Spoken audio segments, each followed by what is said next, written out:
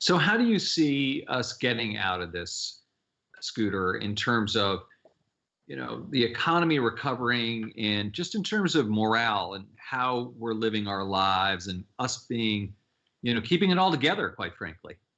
Look, I think we have hard times ahead of us. I can speak from this place of like, oh, we're going to be okay, but I'm not in the same position as a lot of people. There's a lot of people who have been living check to check. So many households in the United States are one medical emergency away from bankruptcy and disaster, and this is putting a tremendous toll on those families. So what I think we need to do is, number one, thank God the private sector is involved, because I think that will get us a vaccine a lot faster. I think that we need to figure out ways to fight this. I think we need to be responsible with social distancing. And I think we need to, beyond what the government is doing, I think we need to look out for our fellow man. And we need to make sure our neighbors are okay from a mental health standpoint. Just check on your friends. Ask them if they're doing okay, if they need someone to speak to. Make sure people have, even if it's just on Zoom or Skype, some kind of way of contact with another human being. I've been doing this kind of quarantine party thing at night on Zoom and FaceTime. And one of my friends reached out to me, and she's alone, and she's like, "This thing is saving me."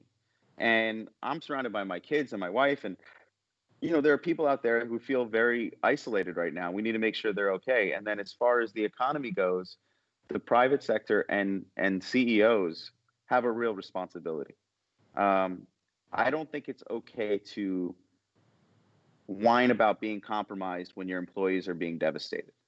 And I'm a firm believer that if salaries need to be cut or people need to be fired, the CEO should drop their salary in this 1 year down to zero to make sure that their employees are okay. I've made it very clear from my employees day one that if there's going to be any salary cuts, it will be mine first.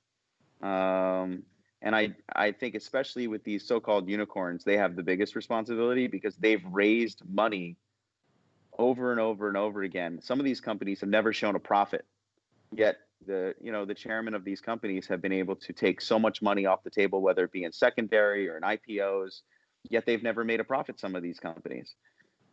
You have a responsibility to your employees if you're living such a glamorous life that maybe you don't, get that extra luxury. Maybe you get compromised. Maybe things feel a little bit tight for you, but your employees are not in the same position. And I think we as leaders have an absolute responsibility to make sacrifices so that our employees can feel safe in these times as long as possible. Hey investors, Zach Guzman here. Are you interested in learning more about the markets and getting the latest financial news? Well, then click right here to subscribe to our Yahoo Finance YouTube channel. Get the latest up-to-the-minute market analysis, big interviews in the world of finance, and information on how to manage your money every day wherever you are.